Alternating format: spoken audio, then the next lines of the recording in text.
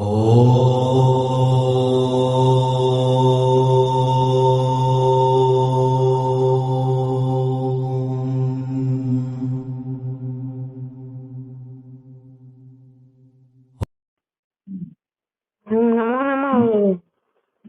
नमः। नमो नमः। मंत्र पाठ करिए। ઓમ તમે જે વ્યક્તિને કોલ કર્યો છે તેને તમારો કોલ હોલ્ડ પર રાખ્યો છે। कृपा કરી लाइन पर रहो। आप जिस व्यक्ति से बात कर रहे हैं उन्होंने आपके कॉल को होल्ड पर रखा है। શાંતિ શાંતિ શાંતિ।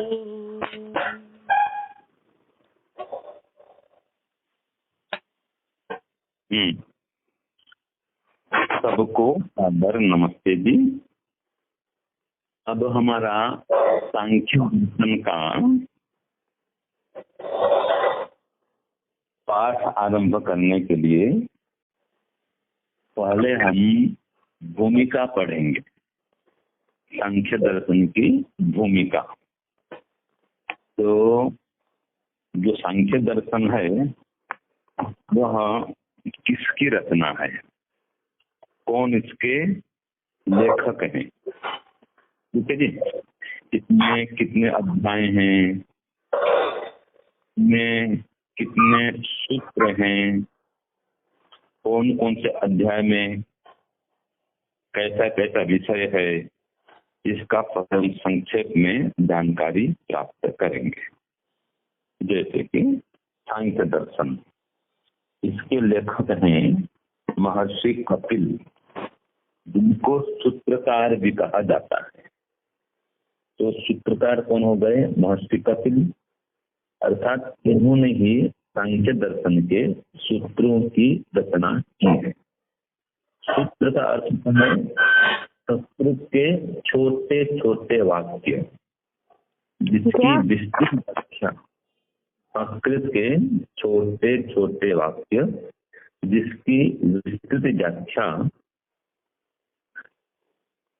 भाष्य में हमें उपलब्ध होती है।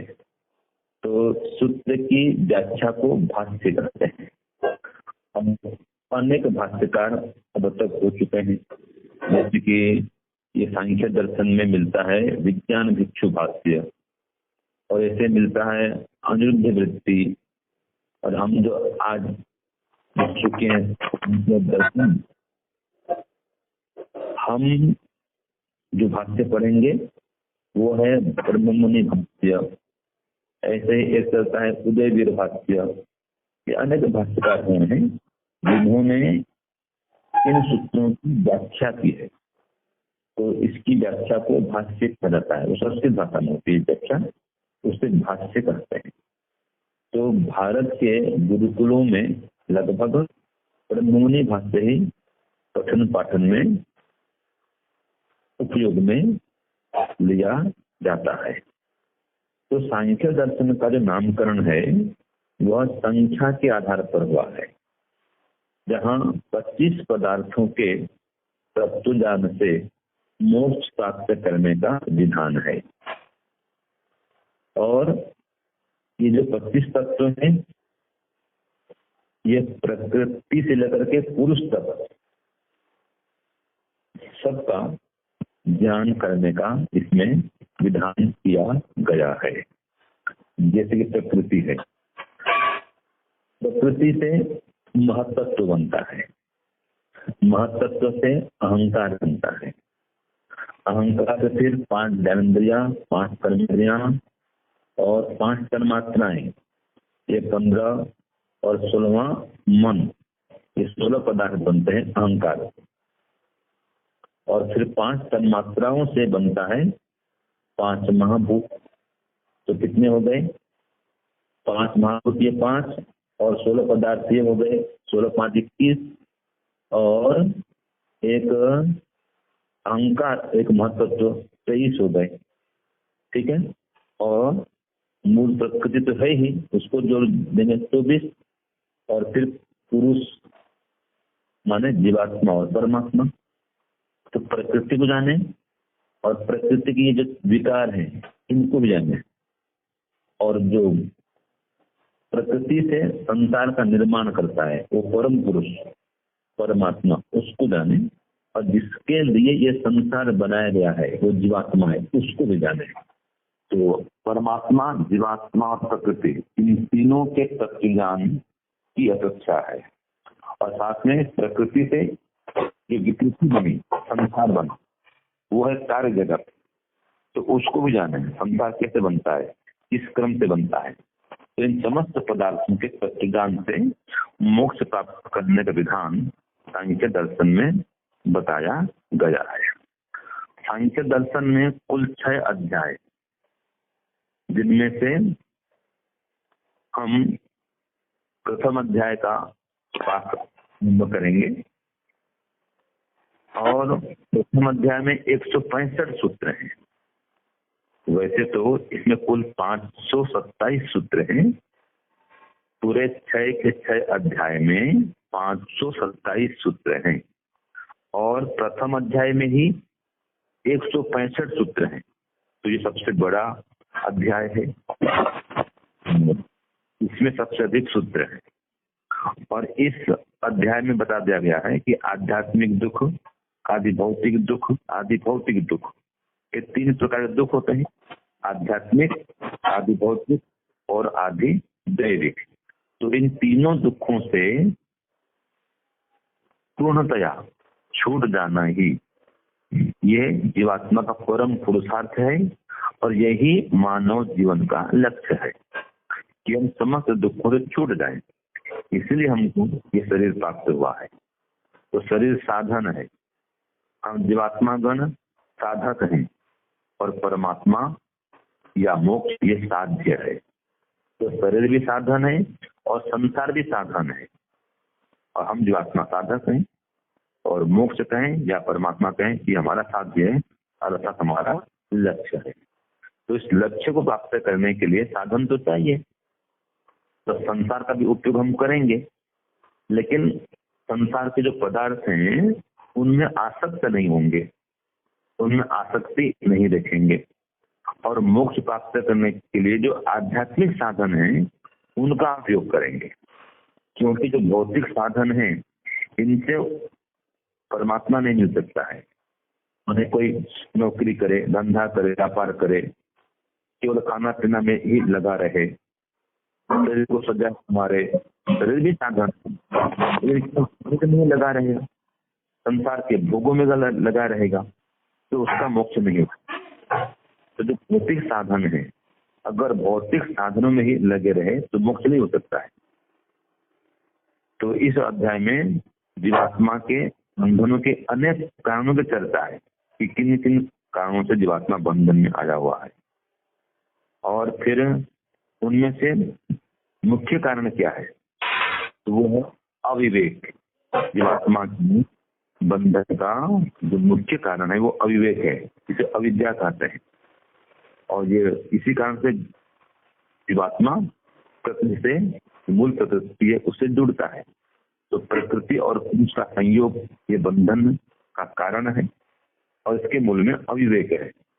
तो अविवेक के कारण ही जीवात्मा बंधन में आता है, और अविवेक के नाश से उसका मोक्ष हो जाता है।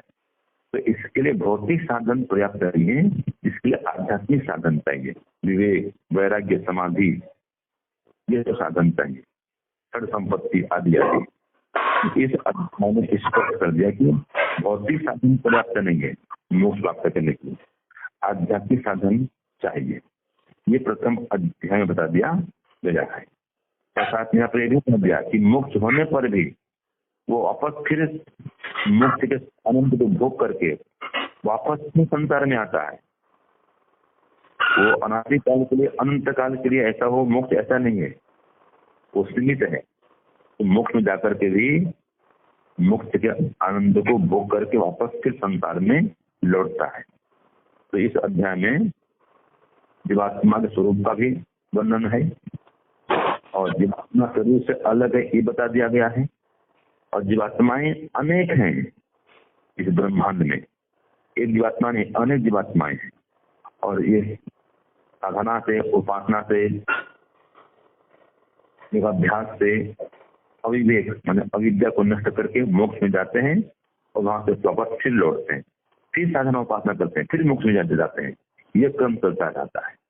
तो इस प्रकार इस अध्याय में जीवात्मा, प्रकृति, सृष्टि आदि विषयों का उल्लेख किया गया है।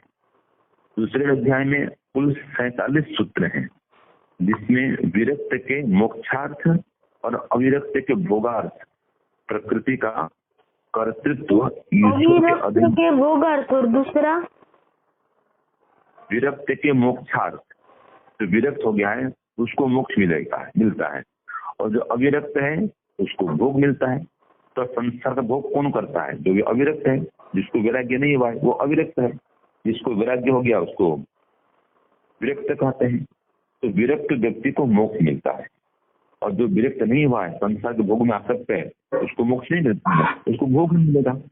ये भोग देना भी और मोक्ष देना भी ये भी ईश्वर का अधीन है। मोक्ष देना या भोग देना ये सब काम ईश्वर का है। तो ईश्वर ही सृष्टि का निर्माता है। तो इसे महत्त्वादी क्रम में ये सब संसार का निर्माण करता है, और ये मन, इंद्रियां, ये सब परमात्मा की ही रचना है। लेकिन इसका उपादान कारण प्रकृति है, परमात्मा के निमित्त कारण है। तो परमात्मा प्रकृति से इन पदार्थों को बनाता है, और जिनमें जो मन है वो प्रधान है। सभी इंद्रियों में मन प्रधान है, ये बता दिया गया है। और फिर उसमें भी मन से भी आगे बुद्धि है। तो ऐसे ऐसे विषयों का इसमें उल्लेख किया गया है दूसरे अध्याय में। फिर तीसरे अध्याय में कुल सूत्र है 84, जिसमें बता दिया गया है कि जब तक विवेक न हो जाए तब तक ये जो सूक्ष्म शरीर है ना, ये बना रहेगा। जन्म जन्मांतर तक ये शरीर जाते रहेगा आत्मा के साथ में, जब तक कि विवेक न हो जाए, विवेक तत्व ज्ञान, तब तक ये सूक्ष्म शरीर ये बना रहेगा। और जन्म जन्मांतर तक जीवात्मा के साथ में ये भिन्न भिन्न योनियों में भ्रमण करते हुए ये सुख दुख का निमित्त बनेगा वो। तो सूक्ष्म शरीर है, इसमें 18 तत्व होते हैं, जिसके माध्यम से सुख दुख को भोगता है जीवात्मा। अनुभूति जीवात्मा करता है, ये साधन बनते हैं। जैसे कि 5 तन्मात्राएं, 5 कर्मेंद्रियां, 5 ज्ञानेंद्रियां, मन, बुद्धि, अहंकार, ये 18 तत्व हैं। तो इनके माध्यम से जीवात्मा भिन्न भिन्न योनियों में इनको साथ में लेकर के जीवात्मा भिन्न भिन्न योनियों में जाता है और सुख दुख भोगता है। तो ये हो गया सूक्ष्म शरीर। ऐसे एक होता है स्थूल शरीर, जो हम ये देख रहे शरीर, ये स्थूल शरीर है, जो माता पिता से प्राप्त होता है, ये भोग का आधार है। तो शरीर 5 महाभूतों से बना है, ये इस अध्याय में बता दिया है कि शरीर पंचभौतिक है, इसमें चेतना नहीं है। चेतना तो जीवात्मा में है और परमात्मा में है। शरीर में चेतना नहीं है, जो प्रकृति, यहाँ भी चेतना नहीं है। तो प्रकृति अपने आप संसार नहीं बन सकती है, प्रकृति ईश्वर के अधीन है। तो ईश्वर ही प्रकृति से सृष्टि का निर्माण करता है, अपने संसार नहीं बना। परमात्मा ही सृष्टि करता है, वो सर्वज्ञ है। तो ये उल्लेख मिलता है तीसरे अध्याय में। जब जीवात्मा को इस प्रकृति में दोष दिख जाता है, संसार में दुख दिखता है, तो फिर उसको वैराग्य होता है, फिर विवेक उत्पन्न होता है, और फिर मुक्ति के लिए प्रयत्न करता है, समाधि लगाता है, और जीवन मुक्त होकर के फिर नितांत मुक्ति को प्राप्त करता है। ये आता है तीसरे अध्याय में। चौथे अध्याय में कुल 34 सूत्र हैं, जिनमें मुख्य छोटी छोटी कथाओं, कहानियों के माध्यम से विवेक प्राप्त करने के उपाय बताए गए हैं। सुख शांति के उपाय, विवेक प्राप्ति के उपाय, समाधि प्राप्ति के उपाय, बंधन के कारण, ये सब वहाँ बताए गए हैं। और इसके लिए अगर मोक्ष प्राप्त करना हो, विवेक उत्पन्न करना हो, समाधि लगाना हो, तो व्रत नियम की अनिवार्यता ये बता दिया गया है। और फिर व्रत नियम को भूलो नहीं, ये बता दिया गया है। और इसके लिए उपदेश को जो सुनना पर्याप्त नहीं होता है, लंबे काल तक ब्रह्मचर्य पूर्वक, नम्रता पूर्वक, श्रद्धा पूर्वक गुरु की सेवा करते हुए समाधि लगा करके फिर मोक्ष में जाने का विधान है। तो ऐसे ऐसे विषयों का वर्णन चतुर्थ अध्याय में है।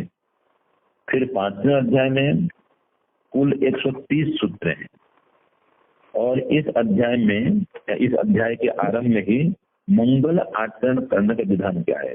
मंगल आचरण माने यम नियम का अनुष्ठान करना। यम नियम को सत्य, अहिंसा, अस्तेय, ब्रह्मचर्य, अपरिग्रह, शौच, संतोष, स्वाध्याय, ईश्वर प्रणिधान, ये यम नियम, इनका आचरण करना ये मंगल आचरण कहलाता है। तो ऐसे मंगल आचरण करने की प्रेरणा यहाँ पर दी गई है, साथ उसका उत्तम फल भी बता दिया गया है। अगर आप मंगल आचरण करेंगे तो उसका उत्तम फल मिलेगा। और इसी महर्षि उत्तम आचरण किए थे तो उनका फल मिला, ये बता दिया गया। और श्रुति में, वेद में इसका प्रमाण दे दिया गया कि वेद कहता है ऐसे आचरण करो। इसने कहा है न स्त्यम अभिद, मैं चोरी करके नहीं खाऊंगा, सत्यम वक्ष्यामि, सत्य ही बोलूंगा, ना गृधा, लोभ नहीं करना चाहिए, लोभ नहीं करूंगा। तो ऐसे तो उसमें उल्लेख आता है। तो इस प्रकार से यम नियम के विषय में यहाँ उल्लेख किया गया है, इनको मंगल आचरण कहा गया है। और फिर जीवात्माओं को या जीवों को उनके कर्मानुसार ही ईश्वर द्वारा फल प्राप्त होने का विधान किया गया है। बिना कर्म के ईश्वर फल नहीं देता है। जैसा कर्म होता है वैसा ही फल देता है, जितना कर्म उतना फल देगा, कोई पक्षपात नहीं करता। और ईश्वर ही फल देता है। जब तक ईश्वर फल नहीं देगा हमको नया शरीर नहीं मिलेगा। ये शरीर देना, जन्म देना, ये काम ईश्वर का है। तो ईश्वर फल प्रदाता है। शास्त्र यहाँ बता दिया गया है कि जो वेद है ये ईश्वरीय है, अपौरुषीय है। तो यहाँ पे बता दिया और वेद में ईश्वर के स्वरूप का इनका वर्णन है, साथ में जीवात्मा और प्रकृति इनका भी वर्णन है। तो जीवात्मा और प्रकृति ये दोनों परमात्मा से अलग है, ये बता दिया गया। परमात्मा अलग है, प्रकृति अलग है, जीवात्मा अलग है। तीनों की सत्ता स्वतंत्र, तीनों अलग अलग है। इसमें से परमात्मा व्याप्त है, निराकार है, चेतन है, आनंद भंडार है। जबकि जीवात्मा में अपना आनंद नहीं है, ये एक जैसी है। चेतन तो है लेकिन इसमें आनंद नहीं है। और प्रकृति में चेतना नहीं है, यहाँ भी सुख है प्रकृति में, इसकी भी सत्ता है लेकिन इसमें चेतना नहीं है। तो इस प्रकार तीनों अलग अलग है, प्रकृति अलग है, जीवात्मा अलग है, परमात्मा अलग। तो तीनों की अलग अलग सत्ता का प्रतिपादन किया गया है। साथ में सूक्ष्म शरीर की सिद्धि की गई है और शरीर के छह भेद यहाँ बता दिए गए। 6 प्रकार के भेद शरीर बता दिए, जैसे उद्भिद है और विरायुध है, अंडज है, स्वेदज है, सांसिद्धिक है, सांकल्पिक है। इसे 6 प्रकार के शरीर का उल्लेख सब पढ़ेंगे तो इसकी व्याख्या करेंगे। तो इनमें से भी 6 शरीरों में वृक्षों में जीवात्मा सिद्धि की गई है। जो जीवात्मा है वो वृक्ष में भी है, तो वृक्षों में सिद्धि की गई है। साथ में समाधि, सुषुप्ति और मोक्ष, इनमें ब्रह्मता बताई गई है। समाधि अवस्था में, सुषुप्ति अवस्था में और मोक्ष अवस्था में ब्रह्म समान जीवात्मा सब से छूट जाता है। इसमें एक रूपता बता दी। साथ में एक होता है अनुसयी जीव, इसकी भी चर्चा इसमें है। अनुसयी जीव जो शरीर से जब छूटता है जीवात्मा और नया शरीर नहीं मिला है, उसके अनुकूल माता पिता नहीं मिले हैं, तब तक वो परमात्मा के पास रहता है और बेहोश रहता है, वो अनुशयी जीव कहलाता है। इसका भी वर्णन है 5वें अध्याय में। फिर 6ठा अध्याय है अंतिम अध्याय। इस अध्याय में कुल 70 सूत्र हैं, जिनमें आत्मा का देह आदि से भिन्न होना ये बता दिया गया है। और कहा कि संसार में कहीं भी कोई भी पूर्ण सुखी नहीं है। संसार का हर सुख दुख मिश्रित है, दुख मिला हुआ सुख मिलता है। शुद्ध सुख तो केवल मोक्ष मिलता है। और उस मोक्ष को पाने के लिए 3 प्रकार के अधिकारी होते हैं। एक मंद होता है, एक मध्यम होता है, एक श्रेष्ठ होता है। जो विवेकी है, वैराग्यवान है, योगी, वो तो उत्तम अधिकारी।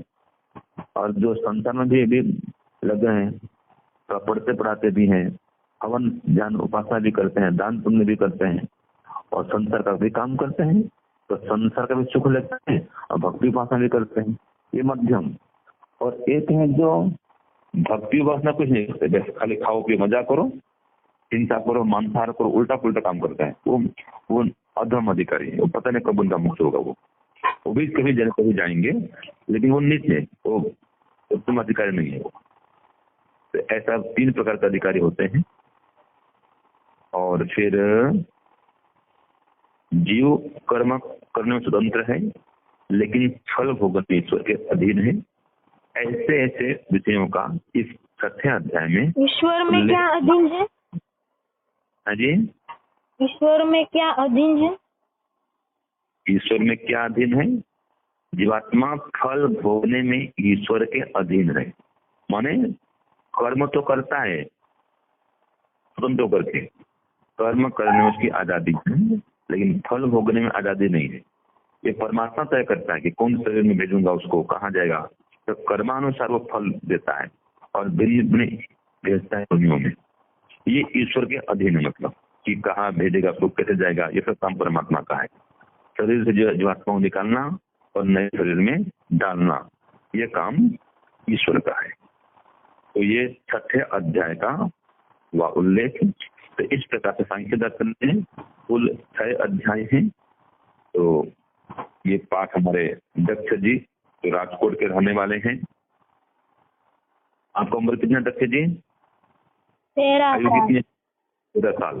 13 साल का ये बालक है और बहुत ही मेधावी है।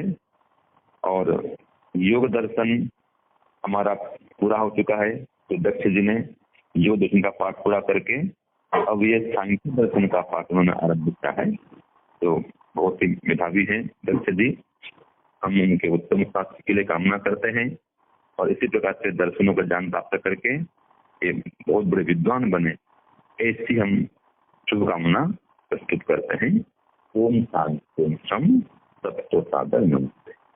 ओम शांति शांति शांति। नमो नमः।